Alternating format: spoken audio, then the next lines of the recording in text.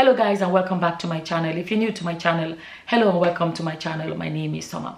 So in this video I want to cover the story of okay, let me say this way. Okay, there's a man called Raman Adedoyin, and then there's this student that's called Timothy Adegoke, right? Okay, this Raman Adedoyin is a rich businessman.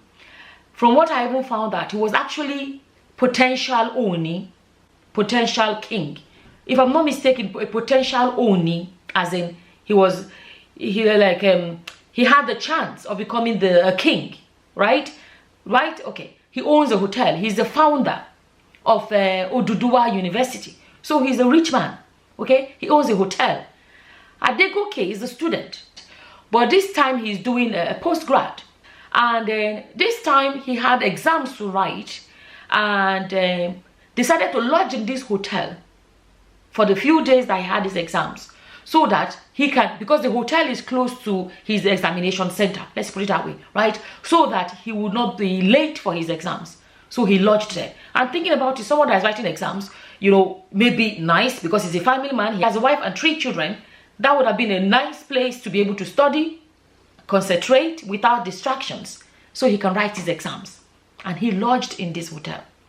And let me say, the biggest part of this story that I think, you know, I always say it, most of the time when I share a story, for me it's always about what can we learn from that story, what can we take out of it. For me, what I'm about to say is what I believe we should take from this. When he was going, he told his family, his wife specifically, where he was going, so they knew where he was, right?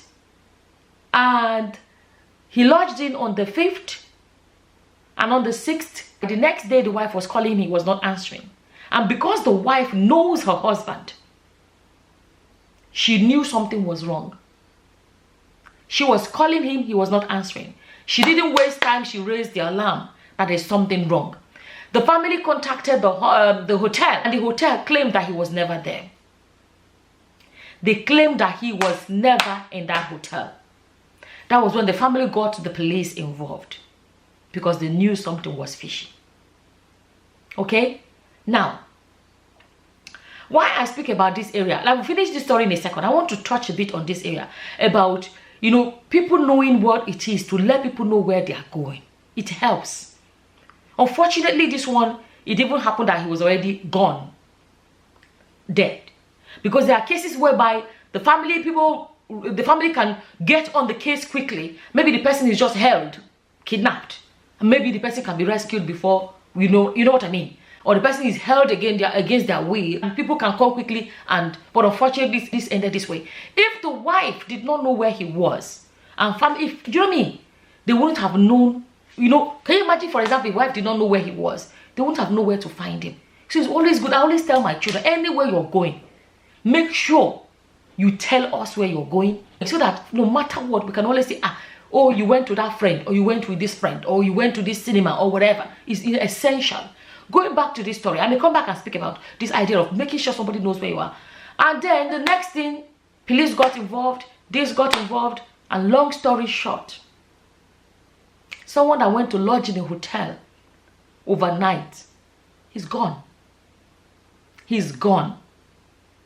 And even till now, the whole story about how his life was ended is still dodgy, because in court, they were asking them, you know, and one of them, they were asking when they were being interrogated in court. 1 minute they said, what's it called now? They said they found him and he was already gone. But the one receptionist said when she went there, he was not opening the door until she used spare key and entered, and she found him on the floor wrapped with a duvet, and his phone was ringing. His family was on the phone, ringing non-stop. Right? 1 minute they said, but then I asked them, how come he had blood on him? 1 minute they were trying to deny there was no blood. Then I reminded one of them, the statement they wrote at the police. I think they already wrote the statement that there was blood coming from his nose and mouth or something like that. And then they burnt the mattress he slept on.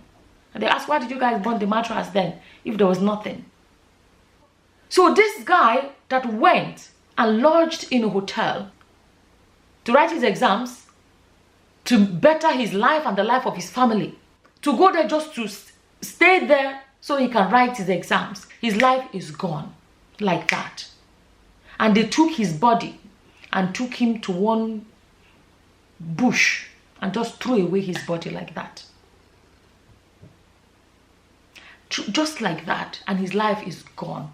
And the staff in the hospital said that the owner of the hospital made them swear an oath that they were not going to tell anyone. There are even some unconfirmed reports saying body parts were missing, but I couldn't find authentic source saying that, right? And there is even a place they said the owner of the hotel was saying he made his money legit, you know, he made his money from hard work, that he is not a ritualist. Anyway, long story short, the update is that as of yesterday, is that they have been found guilty. They have been sentenced to rope on the neck, if you know what I mean.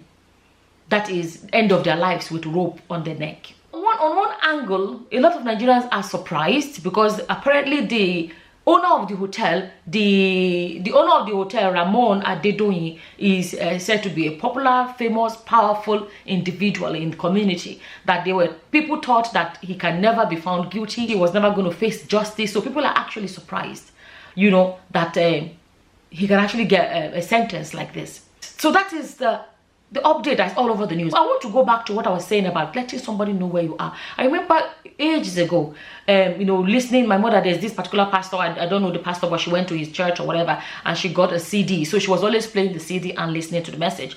So this particular preacher, in that tape, it used to be, you know, cassette tape, he said something about there are some men that never tell their wives where they are going. It's like, when you see me in the house, you see me. You don't see me, you don't see me. The wives have no right to ever question them. Right? He now said that even him, he said if he wake up at night, he wants to go and pee, he would call his wife and say, I'm going to the toilet.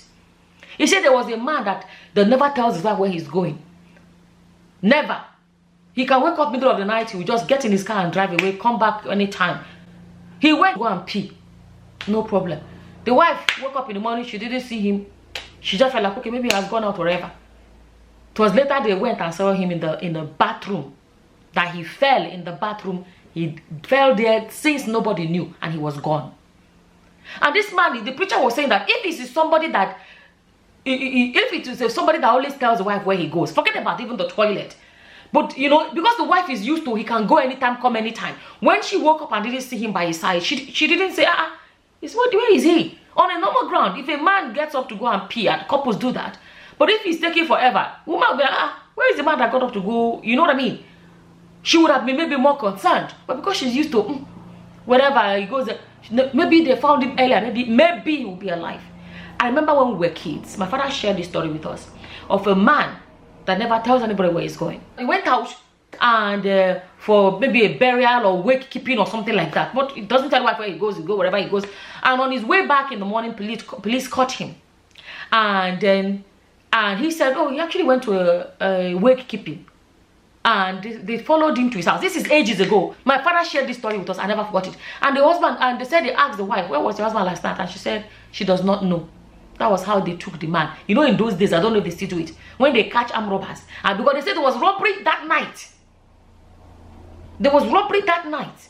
So they caught him. They thought he's one of the suspects. In those days, when they catch armed robbers, I don't know if they still do it. They would take them quietly, go and waste them. They do that sometimes. They know juggle justice. That's how they took the man away and went and wasted him. And then later on, people confirmed that he was at that wake keeping. The only problem is that the wife did not know where he went. I remember as a child growing up, we used to go to my father's shop. After school, you go to the shop. We stay in the shop until later in the evening we go home. If my father is going to the toilet, he will say, I'm going to the toilet. If he's going to one of his brother's shops, he will not even say, I'm going to, so, you understand? He will mention the name of that brother that he's going to his shop. So we know where he is. I grew up and I got used to it. And I'm like that with my family. I always tell my children, I say, you that you want to go. You know, sometimes children think freedom is just, let me just go to that. And I said, it's not me. You know, they accuse me of being overprotective. But I say, when I'm asking where you're going, who you're going to be with, and when are you going to be home, it's not because I want to get into your business. Because they are adults. But it's because I want to know for safety reasons. Me, if I'm going to visit a friend, I will tell my household, I'm going to visit my friend this, I will say the name. The name of that friend. Me, sometimes when I even get there, I will not say, I'm there. I'm there. So they know, okay, I'm there. When I'm leaving, I say, I'm leaving my friend's house, I'm coming now. It's because I want people to know where I am. It's essential. Because let me tell you guys, unfortunately, this guy, life has ended. You was okay, tell you what does not still keep him alive. But at least, now they know that he's gone. Because if they didn't start all the they would not even know where to go and start from. They wouldn't have even gone to that Kini. Because it was when they went. Oh, sorry, I missed that part. When they now went, they said the hotel, they disconnected their CCTV. By the time police came, police now went through it and found video of the guy coming in. CCTV proved that the guy was there, but they said he was never here. They took his body in a Heliox van and went and dumped.